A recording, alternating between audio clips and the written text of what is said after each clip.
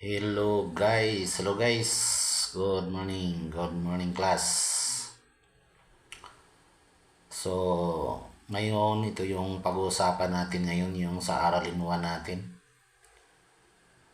Aralin 1, informal na sektor na ito yung mga dahilan at epekto ng ekonomiya sa ating Araling Panlipunan 9, Quarter 4. So, kailangan dito klasurihin muna natin kung ano yung ibig sabihin ng mga informal na sektor. Kasi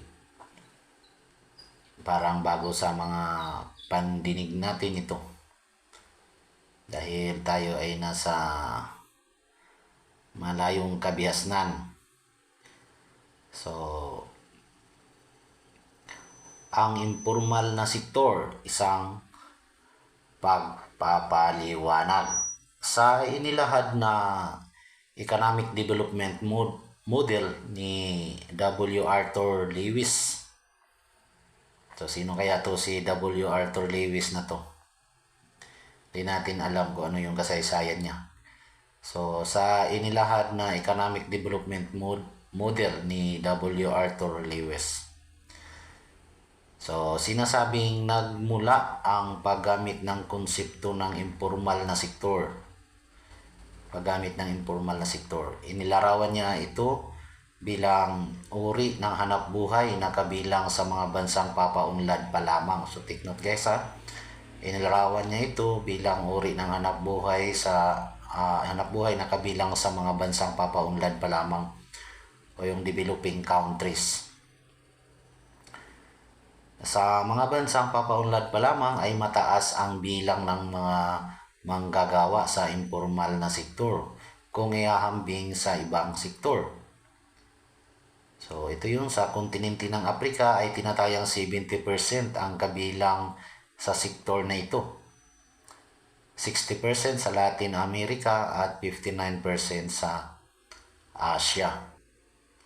So, mas marami palang manggagawa sa informal na sektor sa kontinente ng Afrika, no? So, sa kabuuan, 30 hanggang 40% ng paggawa sa mundo ay mabibilang sa sektor na ito. Yun naman yan kay Beaker noong 2004. So, ano ba yung informal na sektor na yan? So, ibig sabihin hindi siya formal na sektor ng ekonomiya kasi nga siya ay informal. Okay, so let's move on. Particular sa mga ito ang uri ng trabahong hindi bahagi ng makabagong sektor ng industriya. So ayon sa ILO or International Labor Organization, ang informal na sektor ay nagtataglay ng malawak na katangian. So, sa may tataglay daw pala ito ng malawak na katangian. So, maraming bagay ang pwedeng pag-usapan dyan. Ito ay binubuo ng mga unit. Okay. Unit na nagsasagawa ng pagbuo ng produkto. So, production. Sasagawa ng pagbuo ng produkto at serbisyo. No, ito na yung mga produkto at serbisyo, mga services na may layuning makalikha ng empleo o trabaho na magdudulot ng mababang antas ng organisasyon. So ito ay mga hanap buhay na nasa labas na regular na industriya o nang itinakda ng batas. So nasa labas siya ng regular na industriya o ng itinakda ng batas. So, ibig sabihin, hindi siya nakapagpaloob sa batas. Kasi nga, informal na sektor siya. So, nasa labas ng regular na industriya o itinakda ng batas. Okay, ayan na siya na siguro yung mga sidewalk vendor na yon. Yun yung mga informal na sektor. So, let's move on. Patuloy nating pag-aralan tong informal na sektor na to para mas lalo natin siyang maintindihan. So, ang mga gawain ng informal na sektor ay nagsasagawa dulot ng mababang antas ng organisasyon. So, sinasabi nilang mababang antas ng organisasyon o wala talaga sigurong organisasyon. O may organisasyon man, so ibig sabihin ng mababang antas walang gaanong pundo. no? Walang pundo, walang mga kapitalista na namumuhunan nito talaga. So, isa nandyan siguro yung mga nagtitinda ng balot sa palagay ko lang. Pero sige, let's move on para mas lalo nating maintindihan. So, ang mga kasapi sa paggawa ng mga gawain sa produksyon sa ilalim nito ay kadalasang mga kamag-anak o malapit na kaibigan. O yun na nga, mga kamag-anak lang o kaya malapit na kaibigan. Unlike sa mga matataas o kaya mga formal na sektor, ito ay binubuo ng mga iba-ibang tao. So parang ganun na yung ano niya, paghahambing natin. So ito ay walang formal na pagsunod sa mga patakarang itinakda ng pamahalaan. So wala din siyang formal na pagsunod sa mga patakarang itinakda ng pamahalaan. So kung may sarili itong batas na hindi naayon sa pamahalaan o labas sa batas ng pagiging formal. So, kaunay nito noong April 2008, nagsagawa ang National Statistics Office o kaya yung NSO ng Informal Sector Survey. So, sinorvey pa sila noong 2008. Ako, nagsurvey ako sa National Statistics Office last 2015. So, huli na ako. Pero walang nahuli. Importante yung may natutunan at saka tuloy-tuloy lang tayo. So ito ang kauna-unahang pambansang survey tungkol sa informal na sektor sa Pilipinas. Bagamat hindi pa final o kaya final, ayon sa National Economic Development Authority o yung NEDA, ay may tuturing na WIS, Workers in Informal Sector. Ang mga hanap buhay na may katangian na nasa labas ng may tinakda ng nasa labas na itinatakda ng pamahalaan. Ito ay napapaloob sa Philippine Development Plan of 2017 to 2022. So lumalabas na mayroong halos 10.5 million na tao ang kabilang sa informal na sektor na tinatawag na self-employed.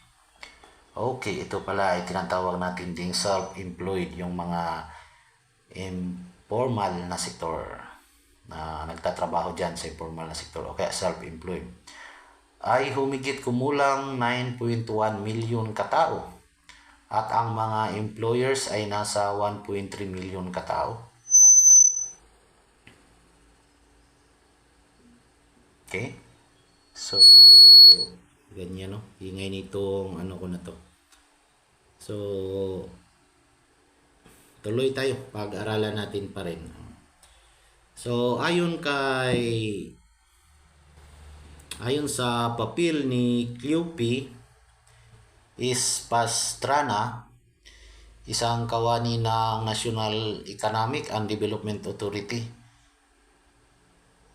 ng NIDA, na ang informal na sektor ay nakakatulong sapagkat nakapagbibigay ito ng empleo o trabaho sa mga mamamayan. Ito ay nagdudulot ng pagkakalikha ng mga produkto at serbisyong tutugon sa ating mga pangangailangan. So sa kasalukuyan, ayon sa datos ng Philippine Statistics Office, ay mahigit 10 milyong Pilipino ang nasa informal na sektor. No?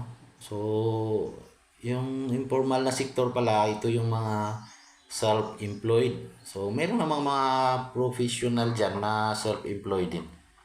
So, yan, kagaya ng ibang doktor, nagiging self-employed sila. No? Basta may mga professional na nagsa-self-employed na lamang. Okay, nagtatayo ng sarili nilang negosyo. No? So, ayon naman sa Avon Foundation, isang non-government organization o yung tinatawag nating NGO na nagsasaliksik tungkol sa mga usaping sosyal, politikal at ekonomiko ng bansa. Ang informal na sektor ay paraan ng mamamayan, lalo na ang kabilang sa tinatawag na isang kahig, isang tuka. Hindi naman ako niwala dyan. Kasi may mga self-employed naman na talagang kumikita din sila ng malaki kaysa formal na sektor. So, siguro yun lang yung nakita nila. Pero para sa akin, meron din namang mga nasa informal na sektor na mga mas malaki din ang kita kaysa nasa formal na sektor ng ekonomiya. So, nakadepende na lang yan sa inyo. So, para daw sa mamaya, lalo na ang kabilang sa tinatawag na isang kaisang tuka upang magkaroon ng kabuhayan, lalo na sa tuwing panahon ng pangailangan at kagipitan. Okay, normal lang naman yan. Pag ang taong tamad naman talaga ay wala ka talagang kain. Wala ang karapatan kumain kapag ikaw ay tamad. Okay. Nilalarawan din ito na ang pag-iral ng kawalan ng hanap buhay at ang kahirapan ang siyang magtutulak sa tao na pumasok sa ganitong uri ng sitwasyon. Normal naman talaga yan kasi lahat naman tayo ay kailangan magkaroon ng trabaho. Kung gusto nating umasinso, nasa diskarte na yan. Okay. Ayon sa artikulo ni Shirlito Habitusa, Philippine Daily Inquirer, yung sa PDI, noong Enero 21, 2013, ang kanyang sinabi na ang tinatayang kabuang bahagdan ng informal na sektor sa GDP ay 40%. So, tinataya niya rin ang informal na sektor bilang underground economy o kaya hidden economy. Okay. Matatawag ba ang underground economy o kaya hidden economy dahil siguro ay hindi nagbabayad ng tax, pero meron namang nagbabayad din ng mga tax, at siyempre naman yung mga maliliit ang kita ay hindi na sila nagbabayad ng tax dahil kulang pa rin sa pamilya nila o kaya so dumanas din ako niyan nung mga time na nagtatrabaho ako sa informal na sektor, hanggang ngayon nga naman ay kailangan pa rin natin kumayot. So habang buhay, habang tayo nagtatrabaho, nangangailangan tayo ng pantusto sa pangailangan natin para mabuhay. So ito na yung mga tanong dito, class, dahil ito ay hanggang sa ngayon ay pinagdidibatihan ba itong informal na sektor. Pero para sa akin, okay naman kung magtatrabaho ka sa informal o kaya sa formal, basta mabuti yung purpose mo bilang mamamayan o kaya bilang isang nagtatrabaho, kaya nagdidegosyo ng sarili bilang isang self-employed o isang empleyado. So ito yung mga dahilan bakit pumasok ang mga mamamayan sa informal na sektor. Makaligtas sa pagbabayad ng buwis ng pamahalaan. Yun na nga. So marami ang gustong ayaw magbayad ng buwis ng pamahalaan, kaya pumapasok sila sa informal na sektor. Pero kung alam mo kung saan napupunta yung buwis ng pamahalaan, ay gustong-gusto mo nang magbayad ng buwis para sa pamahalaan dahil tinutulong din naman to sa atin, napupunta rin sa atin. Okay, ito yung number 2 dito, yung sa dot number 2. Makaiwas sa masyadong mababa at masalimuot na presyo ng pakikipagtransaksyon sa pamahalaan na tinatawag na bureaucracy, red tape. Yun na nga. Makaiwas sa masyadong mahaba at masalimuot na proseso ng pakikipagtransaksyon sa pamahalaan dahil marami ka pang kinukuha dyan ng mga papers kapag magtatayo ka ng negosyo, dahil nga kahit niya mga DTI na yan, mga mayor's permit na yan, so may mga permit dahil nga dumaan ka sa formal na sektor. Kaya yung iba naman hindi na dumadaan sa informal o sa formal na sektor, pumapasok lang sila sa informal na sektor para makaiwas sa masyadong mahaba o masalimot na presyo ng pagkipagtransaksyon ng pamahalaan o kaya yung tinatawag natin na bureaucratic red tape. So isa naman dito yung kawalan ng regulasyon sa pamahalaan. At ang panglas dito, ito yung mapangibabawan ang matinding kahirapan. Sabi nga ng iba, diskarte na lang para mabuhay. Okay. So, epekto ng pagkakaroon ng informal na sektor. Ito naman yung epekto pala. No? Yung pagbaba ng halaga ng nalikom na buwis. Okay, totoo yan. Kasi hindi ka nagbabayad ng buwis, ito ay nangahulugan ng malaking pagbawas sa kabuuang koleksyon na maaaring kitain ng pamahalaan sa pangungulikta ng buwis. Okay. Sa number 2, ano natin, yung dot number 2, banta sa kahirapan ng mga mamimili. May banta pala to, no? Banta sa kapakanan ng mga mamimili. Ito yung epekto ng informal na sektor. Maring ang mga produkto o serbisyo ay hindi pasado sa quality control standards. Dumaan sa QC. Ayon sa itinakda ng Consumer Act of the Philippines o RA 7394. Kung kaya't ang mamimiling tumangkilik dito ay maaaring mapahamak, maabuso o mapagsamantalahan. Totoo naman yan. No? Pero wala na tayong magagawa dahil lahat naman ay hindi kayang pumasok sa formal na sektor. So, kailangan diskarte nila para mabuhay. Kaya minsan yung mga paninda nila ay wala nga sa tinatawag natin na quality control standards. No, wala sa standard yung mga pagluluto nila kaya ng mga sidewalk vendor, yung mga nagtitinda dyan sa kalye. So wala sa standard talaga. So sabi nga nila, discarding na lang para mabuhay. Okay. Paglaganap ng mga illegal na gawain. Paglaganap ng mga illegal na gawain dahil sa kagustuhan na kumita ng mabilisan, ang mga tao ay nagudyok na pumasok sa informal na sektor na kung minsan ay mga gawaing illegal o labag sa batas. Bilang isang tao naman, alam natin yan kung ano yung tama at saka mali. Yung sabi ng iba, kung nahirapan daw kahit sa patalim kumakapit, kaya mahirap talaga. No, sana masulunan yan. Kaya yung iba po nagiging dahilan pa ng krimen. So, naalala ko yung dati nung nagtatrabaho ako dyan sa pagtinda-tinda ng kape dyan sa palengke. Minsan minit ang ulo mo pag wala kang income, kakaroon pa ng kaaway.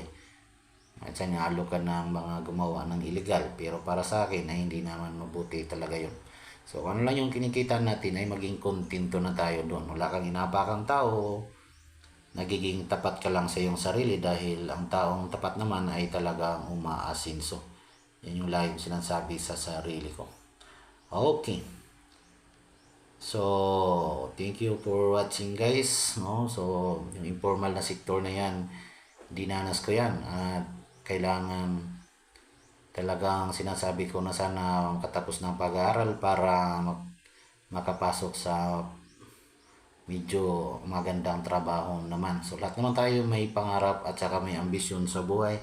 So inasahan ko naman na talagang darating talaga yung panahon na makatapos ako ng pag-aaral. So yun, sana ay may natutunan tayo dun sa topic natin dito sa pagiging informal na sektor, yung mga epekto at saka dahilan. So maraming tao, tayo o kahit sino, mga magulang natin, naranasan natin yan, yung pagpasok sa informal na sektor na yan. Dahil paano nagiging informal yan? Dahil nga ay hindi naman nagbabayad ng buwis. Pero mayroon namang nasa self-employed o informal na sektor na nagbabayad din ng buwis. Siyempre kung magtitinda ka lang naman ng sigarilyo dyan sa tabing kalsada, magkano lang naman yung kinikita mo, at saka may mga batas naman na nagpaloob dyan. Kung maliit lang yung kinikita mo kasi parang kasya-kasya lang sa pamilya mo, hindi mo na kailangan magbayad ng buwis. So walang masama sa paggawa ng mabuti. Thank you for watching.